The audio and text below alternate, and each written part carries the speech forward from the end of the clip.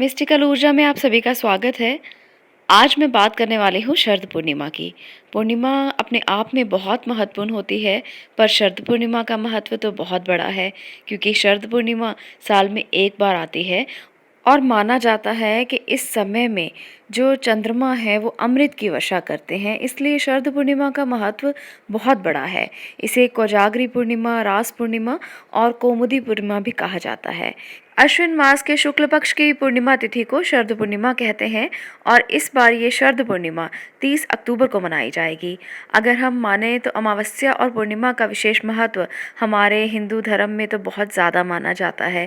सभी धर्मों में इसको महत्वपूर्ण माना जाता है, क्योंकि पूर्णिमा में चंद्रमा की रोशनी पूरी धरती पर जगमगाती है और ऐसे में बहुत सारे ऐसे उपाय किए जा सकते हैं जो आपके चंद्रमा से संबंधित हों। हम सब लोगों को शरद पूर्णिमा का इंतज़ार रहता है, क्योंकि इस समय चंद्रमा 16 कलाओं से युक्त माना जाता है, धरती पर अमृत की वर्षा करता है। शरद पूर्णिमा की रात को खीर बनाने का बहुत अधिक महत्व है। खीर बनाकर छत पर रखें और उसके बाद इसे प्रसाद स्वरूप सब घर के सदस्य जो हैं वो ग्रहण करें। ऐसा करने से बीमारियों का नाश होता है, घर में माँ लक्ष्मी का वास होता है। ऐसे में विशेष पूजाएं भी की जाती हैं। इस बार शरद पूर्णिमा का जो आरंभ है वो 30 अक्टूबर को शाम 5:47 पर होगा और 31 अक्टूबर को रात के 8:21 तक रहेगा। तो इसलिए शरद पूर्णिमा का महत्व बहुत बड़ा है। आपको मैं पहले इसलिए ये वीडियो दे रही हूँ ताकि आप अपने सारी सामग्री तैयार कर लें। जो भी आपने रिचुअल करने हैं, जो भी आपने उपाय करने हैं, उसकी तैयारी आप पहले से करके रख लें। इस समय में जब शरद पूर्णिमा होती है, माँ लक्ष्मी का महत्व बहुत बढ़ जाता है।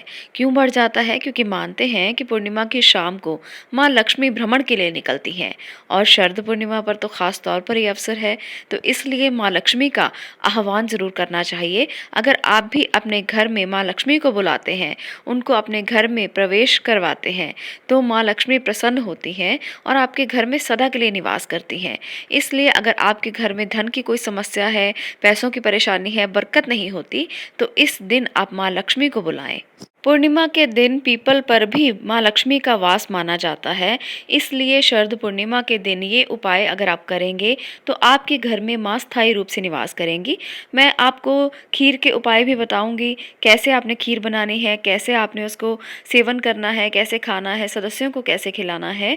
तो इससे भी बहुत सारी चीज़ें जो हैं वो आपकी ठीक होने लगेंगी।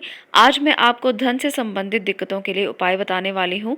बहुत अच्छा उपाय है, आप इसे करके देखें। शरद पूर्णिमा के दिन करना है।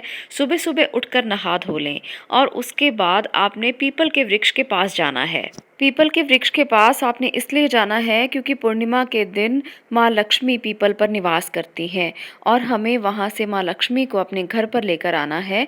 शरद पूर्णिमा का दिन तो बहुत ख़ास है, क्योंकि इस दिन तो माँ लक्ष्मी पीपल पर ज़रूर आती हैं और ये माना जाता है कि अगर आप उन्हें बुलाकर अपने घर तक ले जाते हैं तो वो आपके घर में स्थायी रूप से आ जाती हैं। तो इसलिए ये उपाय आपने अवश्य करना है। आपने क्या करना है, आप सुबह सुबह नहा धोकर पीपल के वृक्ष के पास चले जाएं। वहाँ पर जाकर माँ लक्ष्मी का आह्वान करें और माँ लक्ष्मी से कहें कि मैं आपको बुलाने के लिए आ रही हूँ या आई हूँ या आया हूँ। जैसे भी आप बोलना चाहें, आप बोलें कि माँ लक्ष्मी आप मेरे साथ मेरे घर चलें। वहाँ पर आप अगरबत्ती जलाएं, दिया जला सकते हैं, देसी घी का दिया जलाएं, क्योंकि आपने पीपल के ऊपर सुबह सुबह तेल का दिया नहीं जलाना है, इसका ध्यान रखें। माँ लक्ष्मी को बुलाने आए हैं आप, तो देसी घी का दिया जलाएं। पीले रंग की बाती जला सकते हैं। मोली का पीला भाग जो होता है, लाल और पीले रंग की मोली दोनों तरह की आती है। पीला भाग आपने मोली का लेकर दिया जलाना है और माँ लक्ष्मी का आह्वान करना है। अब आप वहाँ वृक्ष के आगे ये सब बोलकर उसके बाद उस दिए को वहीं जलता रहने दें और अपने घर आ जाएं।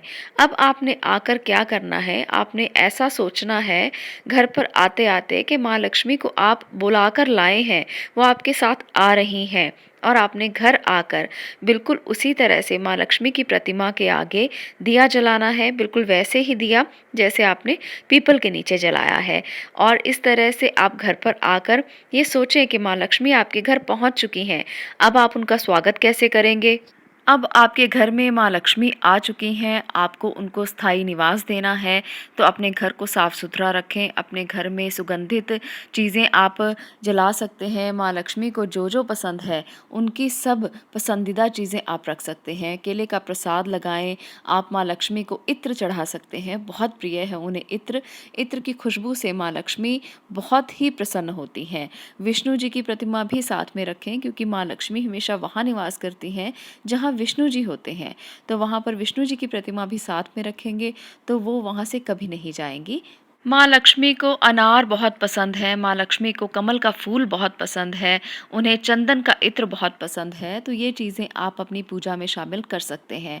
चावल का प्रसाद लगा सकते हैं, नैवेद्य चढ़ा सकते हैं, आप माँ लक्ष्मी को पीले रंग की कोई भी मिठाई चढ़ा सकते हैं, जैसे आप माँ को प्रसन्न करना चाहें। कोई आभूषण चढ़ा सकते हैं, माँ लक्ष्मी को रत्न बहुत पसंद है, वो चढ़ाए जा सकते हैं, पंचामृत चढ़ाया जा सकता है, माँ लक्ष्मी को खड़ी हल्दी का भोग लगाया जा सकता है। तो ये सारी चीज़ें उन्हें बहुत पसंद है। कमलगट्टे की माला से एक मंत्र का आप 108 बार पाठ ज़रूर करें। माँ लक्ष्मी का कोई भी मंत्र आप जप सकते हैं, या आप इस मंत्र का भी जप कर सकते हैं। ओम ह्रीं श्री लक्ष्मी भयो नमः। इस मंत्र की आप 1 से लेकर 11 माला तक, जितनी आपकी श्रद्धा हो, जितनी आप कर सकें, उतना जप करें। आप शरद पूर्णिमा के दिन बैठकर करें, आप देखेंगे कि माँ लक्ष्मी आपके घर से कभी नहीं जाएँगी। 1 साल के लिए तो माँ लक्ष्मी का वास आपके घर में हो गया।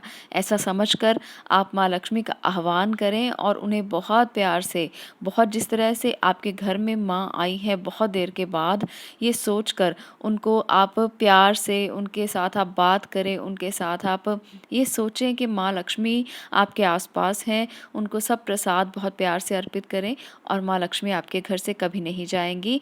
माँ लक्ष्मी के आप जिस भी तरह से पूजा अर्चना करते हैं या आपके घर के रीति रिवाज हैं, आप उस तरह भी कर सकते हैं, जैसे मैंने आपको बताया है उस तरह भी कर सकते हैं।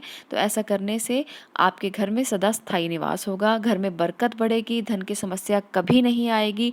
करके देखिए, मेरी बात को मानकर करके देखिए, आपको कितना अच्छा लाभ मिलेगा, कितना ज़्यादा आपको शांति मिलेगी। तो इस तरह से इन उपायों को करने से आप लोगों का जीवन परिवर्तित हो सकता है। आप इन्हें करके ज़रूर देखिए और अनुभवों को शेयर ज़रूर कीजिए।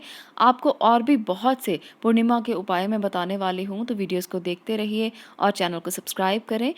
आप लोगों ने बहुत ज़्यादा प्यार दिया है मेरे दूसरे चैनल पर, जिस पर 3 लाख से ज़्यादा सब्सक्राइबर हो चुके हैं।